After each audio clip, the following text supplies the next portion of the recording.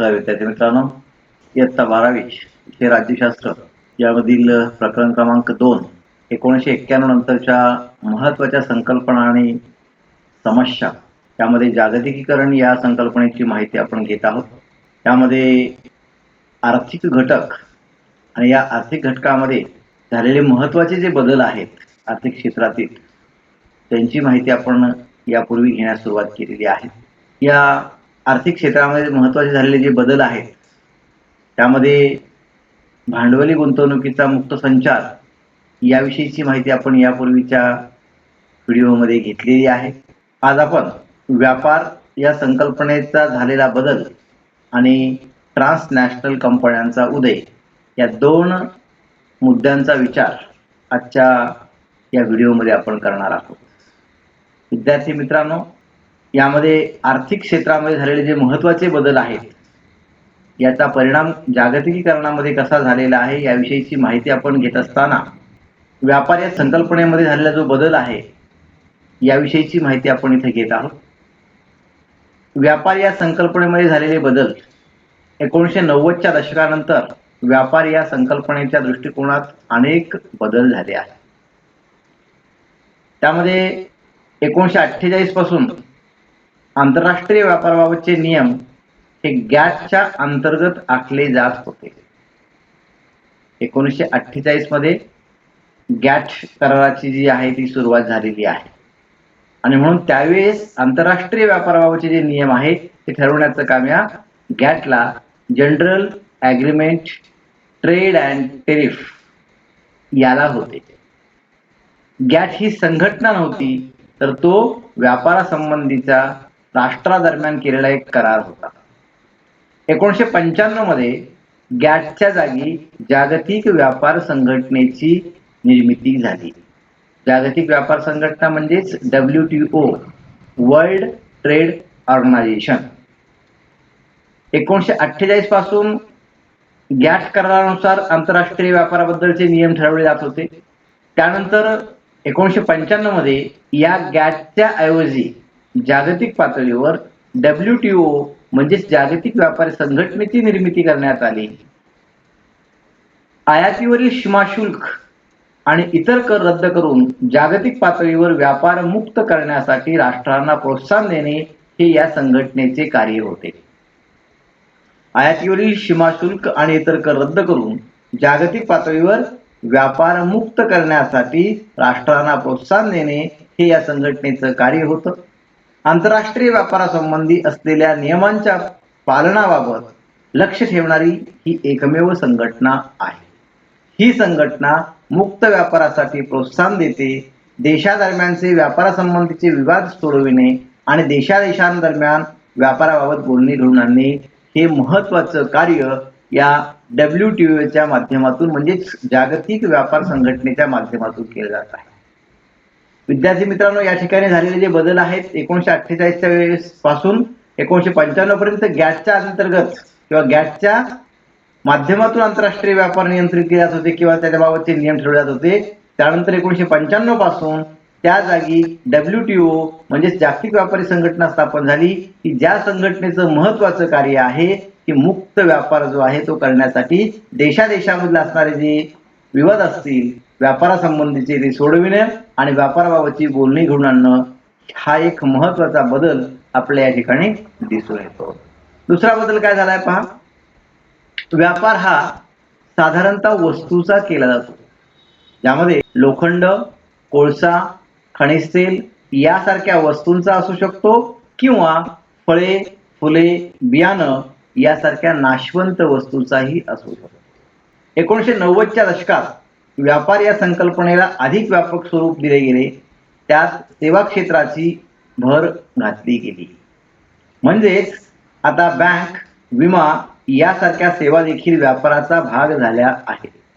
आज आपण त्याही पुढे जाऊन बौद्धिक संपदेच्या व्यापाराबाबत बोलतो. यात कॉपीराईट, ट्रेडमार्क, पेटंट यासारख्या गोष्टींचाही समावेश या ठिकाणी होतो. पूर्वीचा जो व्यापार होता या व्यापारामध्ये विशेषतः काय की वस्तूंचा व्यापार केला जात होता. जसं या ठिकाणी वस्तूची काही उदाहरण दिली त्या ठिकाणी पहा लोखंड, कोळसा, खनिज तेल असेल किंवा इतर काही फळं, फुलं, बियाणं यासारख्या नाशवंत वस्तू असतील. 1990च्या दशकामध्ये व्यापार या संकल्पनेचं जे स्वरूप आहे ते अधिक व्यापक झालेलं आहे, ज्यामध्ये या वस्तूशिवाय बँक, विमा यासारख्या सेवा देखील व्यापाराचा भाग झाल्या आहेत. आणि आज त्याही पुढे जाऊन बौद्धिक संपदेच्या व्यापाराबाबतही सुरुवात झालेली आहे, ज्यामध्ये कॉपीराईट, ट्रेडमार्क, पेटंट यासारख्या गोष्टींचा समावेश होतो. याचाच अर्थ आज आपण पाहतो विविध जी उत्पादनं आहेत, ज्यामध्ये या ठिकाणी आपल्या बौद्धिक संपदा असलेले जे अधिकार आहेत त्याबद्दलची उदाहरणे देत पहा. जसं अमूल असेल किंवा वाडीलाल असेल, मॅकडोनाल्ड असेल, गुगल असेल, यासारख्या विविध सिम्बॉलच्या माध्यमातून काय आहे की अशा प्रकारचे जे उत्पादन असतील ते फक्त याच ट्रेडमार्क खाली वापरले जातील किंवा तयार केले जातील. या ट्रेडमार्क खाली दुसऱ्याला ही उत्पादनं करता येणार नाहीत, अशा प्रकारची स्थिती. म्हणजेच या ठिकाणी एखाद्या गोष्टीचा पेटंट घेणं किंवा एखाद्या गोष्टीचे हक्क राखून घेणं हे या ठिकाणी बौद्धिक संपदेच्या व्यापाराबद्दल आपल्याला बोलता येईल, की जेणेकरून कॉपीराईट सारखा घटक आहे की मी समजा आपण पाहतो बऱ्याचदा आपण एखाद्याची कॉपी आहे तशी उतरवतो. याचा अर्थ एखाद्याचं पुस्तक असेल, एखाद्याची कुठली माहिती असेल, आहे तशी आपण ती घेऊन आपल्या वापरामध्ये करतो किंवा आम्हीच केली असं आपण ज्यावेळेस म्हणतो, ते काय आहे? कॉपीराईट नियमाचा भंग आहे. याचा अर्थ ज्याने ते केलेलं आहे त्याच्याशिवाय इतरांना त्याच्या परवानगीशिवाय ते वापरता येत नाही. अशा प्रकारचा कॉपीराईट जो आहे तो आपल्याला या ठिकाणी सांगता येईल. किंवा ट्रेडमार्क असेल, पेटंट असेल, यासारख्या बाबतीमध्ये सुद्धा काय झालेलं आहे की व्यापार एक प्रकारे किंवा या घटकांचा समावेश हा अलीकडील कालखंडामधल्या बौद्धिक संपदेच्या व्यापारामध्ये होतो. यानंतर तिसरा जो यातला भाग आहे व्यापारावर आणखी एक महत्त्वाचा बदल म्हणजे हा कंटेनर कार्गोद्वारे झाला आहे. परत एकदा ऐका, व्यापाराबाबत आणखी एक महत्त्वाचा बदल हा कंटेनर कार्गोद्वारे झाला आहे. कंटेनर कार्गोची जहाजे प्रचंड प्रमाणात माल या देशातून त्या देशात नेऊ शकतात. अशा जहाजांसाठी खास बंदरांची व्यवस्था असते. कंटेनर कार्गोच्या क्रांतीने आंतरराष्ट्रीय व्यापाराकडे बघण्याचा दृष्टिकोन बदलला आहे. थोडक्यात जहाजांच्या माध्यमातून होणारी जी वाहतूक आहे, या कंटेनरच्या माध्यमातून होणारी जी वाहतूक आहे, जास्तीत जास्त मोठ्या प्रमाणामध्ये माल वाहून नेण्याची क्षमता असलेले हे कंटेनर जे आहेत, यामधून एका देशातून दुसऱ्या देशामध्ये माल वाहून नेला जातो. त्यामुळे आंतरराष्ट्रीय व्यापाराच्या दृष्टिकोनातून या कंटेनरच्या माध्यमातून होणारा जो मालाची ने-आण आहे ही या ठिकाणी निश्चितपणे व्यापाराबाबत एक महत्त्वाचा बदल आपल्याला असलेला दिसून येतो, की जेणेकरून असे जहाज ज्या बंदरामध्ये येतात त्या बंदरांची खास व्यवस्था केलेली असते, की जेणेकरून त्या ठिकाणाहून व्यापार करणं हे अतिशय सुलभ आहे. अगदी आपल्याला जवळचं उदाहरण घ्यायचं असेल तर आपल्या मुंबईजवळ असलेलं न्हावा सेवा बंदर जे आहे, या बंदरामध्ये सुद्धा अशा प्रकारचे अनेक कंटेनर कार्गोच्या माध्यमातून मालाची जी ने-आण आहे ती झालेली आपल्याला पाहावयास मिळू शकते. या ठिकाणी आपल्याला माहित आहे का तुम्हाला, या घटकामध्ये दोन मुद्द्यांमध्ये आपण माहिती पाहू शकतो. त्यातला पहिला मुद्दा दिला आहे गॅट संदर्भामधला, general agreement on trades in services. 1995 मध्ये जागतिक व्यापार संघटनेअंतर्गत WTO हा करार, WTO म्हणजेच जागतिक व्यापार संघटना, हा करार केला गेला. वस्तूंबाबत बहुपक्षीय पातळीवर व्यापाराचे नियोजन गॅट मार्फत केले जात असे. त्याच प्रकारे नियोजन करण्यासाठी सेवा क्षेत्राला यात समाविष्ट केलेले आहे. इथे एक मुद्दा परत लक्षात घ्या, यापूर्वी जो होता 1948 पासून 1995च्या पूर्वी असं होता ते गॅट होतं, GATT. इथं मात्र 1995 नंतर काय झालेलं आहे, गॅट्स, GATS. त्याचा अर्थ काय आहे, जनरल ॲग्रीमेंट ऑन ट्रेड. म्हणजे ट्रेडचा अर्थ काय होतो, व्यापार. म्हणजे व्यापारी सेवा देणारा आहे सामान्य करा किंवा सर्वसामान्य करा, जनरल ॲग्रीमेंट हे केलेलं आहे, की ज्यामध्ये वस्तूंबाबत बहुपक्षीय पातळीवर व्यापाराचं नियोजन केलं जातं. त्यानंतर पहा दुसरा काय आहे, बौद्धिक संपदेच्या अधिकाराबाबतचा व्यापारी करार. त्याला काय म्हटलंय, TRIPS. म्हणजेच काय, trade related aspects of intellectual property rights. म्हणजेच या ठिकाणी बौद्धिक संपदेच्या अधिकाराबाबतचा असणारा हा व्यापारी करार आहे, ज्यामध्ये जागतिक व्यापार संघटनेच्या सदस्यांसाठी बौद्धिक संपदेच्या अधिकाराबाबत काही न्यूनतम निकष त्या कराराद्वारे केले गेले आहेत. ट्रिप्स TRIPS मध्ये साधारणतः कॉपीराइट, भौगोलिक संकेत या गोष्टींचा समावेश होतो. औद्योगिक design, integrated circuit, patent, trademark इत्यादीचा समावेश यामध्ये होतो. बौद्धिक संपदा अधिकारांची अंमलबजावणी करण्याची प्रक्रिया, उपाययोजना आणि विवाद निवारण या गोष्टी देखील या ट्रिप्समध्ये सांगितलेल्या आहेत. त्यानंतर यातला दुसरा मुद्दा जो मुख्य आहे, ट्रान्सनॅशनल कंपन्यांचा उदय, ज्यामध्ये ट्रान्सनॅशनल कंपन्यांचा उदय हा 1990च्या दशकापर्यंत आर्थिक क्षेत्रावर जर आपण पाहिलं तर सरकारी नियंत्रण असलेलं दिसून येतं. खाजगी उद्योगांना मर्यादित संधी उपलब्ध होती. जागतिकीकरणाच्या युगात यात झालेला बदल दिसून येतो. म्हणजे 1990 पूर्वीची जर आपण परिस्थिती पाहिली तर तोपर्यंत आर्थिक क्षेत्रावर सरकारी नियंत्रण होतं. त्यावेळी खाजगी उद्योजकांना किंवा उद्योगांना मर्यादित संधी उपलब्ध होतात. परंतु जागतिकीकरणाच्या युगात यामध्ये बदल झालेला दिसून येतो. खाजगी उद्योगांमध्ये वाढ झालेली दिसून येते. त्याचबरोबर ज्या खाजगी कंपन्या देशांतर्गत कार्य करत होत्या त्या आता परदेशी व्यापार करू लागल्या. त्यांचे रूपांतर बहुराष्ट्रीय कंपन्यांमध्ये झाले. आज आपण ट्रान्सनॅशनल कंपन्यांचा उदय झालेला देखील पाहतो. हा बदल मुख्यतः खाजगी क्षेत्रात झाला आहे. या सर्वांचा सर्वसामान्य माणसावर काय परिणाम झाला आहे त्यामध्ये पहा, पहिला मुद्दा, कुशल आणि अर्धकुशल कामगारांचे आज एका राष्ट्रातून दुसऱ्या राष्ट्रात स्थलांतर होताना दिसून येते.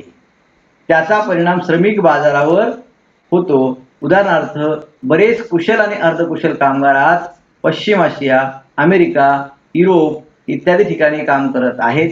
खाजगी क्षेत्राच्या वाढीमुळे सेवा क्षेत्रामध्ये रोजगाराच्या संधी वाढल्या आहेत. उदाहरणार्थ, खानपान, माल वितरण, प्रवासी वाहतूक इत्यादी. विद्यार्थी मित्रांनो, या ठिकाणी ट्रान्सनॅशनल कंपन्यांचा उदय याविषयीची माहिती किंवा हा झालेला 1990 नंतरचा जो बदल आहे तो बदल या ठिकाणी आपल्याला दिलेला आहे. 1990 पूर्वी राष्ट्रीय पातळीवर आर्थिक क्षेत्र जे होतं या आर्थिक क्षेत्रावर सरकारी नियंत्रण होतं. परंतु 1990च्या दशकानंतर किंवा 90 नंतर या ठिकाणी जागतिकीकरणाचं युग सुरू झालं आणि या जागतिकीकरणामध्ये खाजगी उद्योगांना संधी जी पूर्वी कमी होती ती त्यामध्ये वाढ झालेली दिसून येते. त्याचबरोबर ज्या खाजगी कंपन्या देशांतर्गत फक्त कार्य करत होत्या त्या आज परदेशी व्यापार करू लागलेल्या आहेत आणि त्याचं रूपांतर बहुराष्ट्रीय कंपन्यांमध्ये झालेलं आहे. आणि या सर्वाचा परिणाम काय झालेला आहे तर या ठिकाणी मोठ्या प्रमाणामध्ये सर्वसामान्य माणसावर बदल झालेला किंवा सर्वसामान्य माणसावर त्याचा परिणाम झालेला आहे. त्यामध्ये कुशल आणि अर्धकुशल अशा या कामगारांचं आज एका राष्ट्रातून दुसऱ्या राष्ट्रामध्ये स्थलांतर होताना दिसून येतं. कारण आज आपण पाहतो अनेक मल्टीनॅशनल कंपन्या किंवा जर आपण ट्रान्सनॅशनल कंपन्या म्हणू शकतो, ज्या कंपन्या वेगवेगळ्या देशामध्ये आहेत त्यामुळे त्या कंपन्या आपले कामगार जे आहेत त्यामध्ये कुशल किंवा अर्धकुशल कामगार असतील यांना एका राष्ट्रातून दुसऱ्या राष्ट्रामध्ये पाठवताना दिसून येतात. जसं उदाहरण दिलं या ठिकाणी की आज जर आपण पाहिलं तर बरेचसे पश्चिम आशिया असेल, त्यानंतर अमेरिका असेल, युरोप असेल या ठिकाणी काम करत असलेले आपल्याला दिसून येतात. म्हणजे भारतामधले काही लोक जे आहेत ते आज पश्चिम आशियामध्ये असतील, अमेरिकेत असतील किंवा युरोपमध्ये असतील असा याचा अर्थ होतो. नॅशनल कंपन्यांचा उदय झाल्यानंतर झालेला जो दुसरा बदल आहे तो बदल म्हणजे लहान उद्योग आणि दुकानांवर झालेला आपल्याला दिसून येतो. लहान उद्योगांना बड्या बहुराष्ट्रीय कंपन्यांशी स्पर्धा करावी लागते आणि ही स्पर्धा करत ही दुकानं जी आहेत ती आजही काय आहेत या स्पर्धेमध्ये टिकून आहेत. आज शहरात मोठी किराणा दुकानं किंवा मॉल्स जरी उभी राहिली असली तरी छोटे दुकानदार, भाजी किंवा फळ विक्रेते हे देखील आज ग्राहक मिळवत आहेत. याचं कारण ते आपल्या ग्राहकाला आवश्यक सेवा देतात. सुरुवातीला आपल्याला असं वाटलं असेल की आज मोठे मोठे मॉल्स निर्माण झाल्यानंतर छोटे दुकानदार किंवा भाजी विक्रेते, फळ विक्रेते यांची काय अवस्था होईल, त्यांना स्पर्धा करावी लागेल. ही त्यांनी केलेली आहे आणि ते टिकून आहेत. परंतु ते का टिकून आहेत तर ते ग्राहकांना आपल्या चांगल्या प्रकारची सेवा देतात. हाही एक बदल या ठिकाणी आपल्याला झालेला दिसून येतो. यातला तिसरा बदल जो आहे तो म्हणजे किंवा परिणाम जो आहे तो म्हणजे शेतीच्या संदर्भामध्ये बघायला मिळतो. आज शेतकरी आपला माल मोठ्या कंपन्यांना मध्यस्थी शिवाय थेट विकू शकतात. बहुराष्ट्रीय कंपन्यांनी नवीन तंत्रज्ञान आणलेलं आहे. तसेच भारतीय मालाला नव्या बाजारपेठा खुल्या केल्या आहेत. उदाहरणार्थ भारत समुद्री उत्पादने, मांस, तांदूळ, मसाले, ताजी फळे आणि भाज्या, साखर, कॉफी, भुईमूग, काजू इत्यादी गोष्टी ज्या आहेत त्या आज आपण निर्यात करत आहोत. थोडक्यात या ठिकाणी शेतकऱ्यांच्या बाबतीमध्ये सुद्धा एक बदल झालेला आपल्याला दिसून येतो की जे शेतकरी आपला माल थेट कंपन्यांना कोणाच्याही मध्यस्थीशिवाय माल विकू शकतात. आणखी एका ठिकाणी आपल्याला माहित आहे का तुम्हाला हा कॉलम दिलेला आहे पहा, म्हणजे बहुराष्ट्रीय कंपनी, ट्रान्सनॅशनल कॉर्पोरेशन, सेवा क्षेत्र यांच्यामध्ये काय फरक आहे याबद्दलची माहिती या ठिकाणी थोडक्यात दिलेली आहे पहा. अगदी थोडक्यात पहा, बहुराष्ट्रीय कंपनी अशी कंपनी असते जिचे एका राष्ट्रात मुख्यालय असते परंतु ती अनेक देशात कार्यरत असते. बघा काय म्हटलंय की बहुराष्ट्रीय कंपनी म्हणजे काय, की जी अशी कंपनी जिचं एक कार्यालय जे आहे ते काय असतं, एखाद्या राष्ट्रामध्ये असतं, मुख्यालय असतं आणि ती मात्र अनेक देशांमध्ये कार्यरत असते. उदाहरणार्थ पहा, भारतातील काही बहुराष्ट्रीय कंपन्या आहेत. बजाज, डाबर, ONGC, आदित्य बिर्ला, अमूल, गोदरेज, विप्रो. म्हणजे थोडक्यात काय की ज्या या कंपन्या आहेत, बजाज असेल, डाबर असेल, ONGC असेल, आदित्य बिर्ला असेल, अमूल, गोदरेज, विप्रो, या कंपन्या भारतामध्ये यांचं मुख्यालय आहे. पण या कंपन्यांच्या इतर शाखा ज्या आहेत त्या जगातल्या वेगवेगळ्या देशांमध्ये चालतात, म्हणून त्यांना बहुराष्ट्रीय कंपनी असं म्हटलेलं आहे. आता बहुराष्ट्रीय कंपनीबद्दलची माहिती आपल्याला मिळाली. नॅशनल कॉर्पोरेशन काय आहे, थोडासा फरक आहे पहा यामध्ये. काय फरक आहे पहा, या बहुराष्ट्रीय कंपन्या हा बहुराष्ट्रीय कंपन्याचाच प्रकार आहे. या कंपन्या कोणत्याही एका राष्ट्राला बांधील नसतात. त्यांचे एकाच राष्ट्रात मूळ स्थान नसते. काही ट्रान्सनॅशनल कंपन्या उदाहरण दिले पहा. थोडक्यात बहुराष्ट्रीय कंपन्यांचं काय असतं की एखाद्या राष्ट्रामध्ये मुख्यालय असतं आणि जगातल्या इतर देशांमध्ये त्या कार्यरत असतात.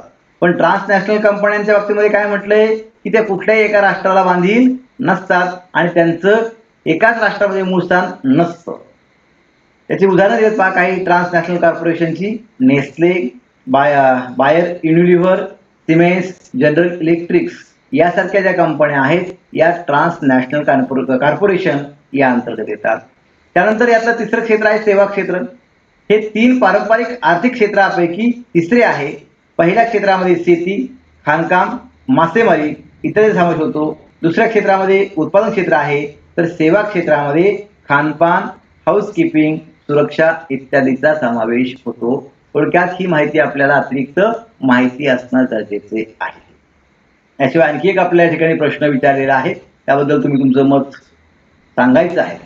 काय म्हटलंय पहा, तुम्हाला काय वाटते, भारताची सहकार चळवळ बहुराष्ट्रीय आणि ट्रान्सनॅशनल कंपन्यांच्या वर्चस्वाला उत्तर असू शकतं का? सहकार चळवळीचे तत्वज्ञान हे त्यातील सामील असलेल्या सभासदांचे सक्षमीकरण करणे आणि त्यांना वित्तीय आधार देणे हे आहे, तर खाजगी कॉर्पोरेट कंपन्या या केवळ आर्थिक फायदा बघत आहेत, यावर तुमचं मत काय आहे?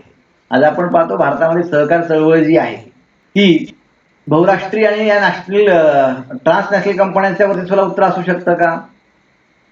तर काही प्रमाणामध्ये असू शकतं. पण या सहकार चळवळीचं जे तत्वज्ञान आहे या तत्वज्ञानाबद्दल काय म्हटलंय पहा, की त्यामध्ये समाविष्ट असलेल्या सभासदांचं सक्षमीकरण करणारे वित्तीय आधार देणं हे आहे का? तर हो. आज आपण पाहतो अनेक सहकारी चळवळी आहेत ज्याच्या माध्यमातून अनेक उद्योगही निर्माण झालेले आपल्याला पाहावयास मिळतात. विशेषतः आपण महाराष्ट्रामध्ये पाहतो सहकारी तत्वावर अनेक कारखानदारी म्हणजे सहकारी साखर कारखाने असतील, सहकारी सूत गिरण्या असतील, सहकारी दूध संघ असतील, यांच्या माध्यमातून काय केलं जातं, तर त्या सभासदांचं सक्षमीकरण करण्याचा प्रयत्न केला जातो. बऱ्याचदा शेतकरी जे आहेत म्हणजे कारखाना, साखर कारखाना असेल, सूत गिरणी असेल, त्यामध्ये सभासद हे विशेषतः शेतकरी आहेत आणि अशा या शेतकऱ्यांचं सक्षमीकरण करण्याचं काम आणि त्यांना वित्तीय आधार देण्याचं काम या सहकारी चळवळीच्या तत्वज्ञानामध्ये आपल्याला दिसून येतं. पण या उलट जर आपण पाहिलं तर खाजगी कॉर्पोरेट कंपन्या काय आहेत, यांचं केवळ आर्थिक फायदा बघण्याचं काम असतं आणि म्हणून सहकार चळवळ आणि कॉर्पोरेट कंपन्या ज्या खाजगी आहेत यांच्याबद्दल आपलं मत या ठिकाणी सांगायचं आहे. प्रत्येकाचं मत थोडंफार भिन्न असू शकतं. धन्यवाद. आज आपण या ठिकाणी थांबूया.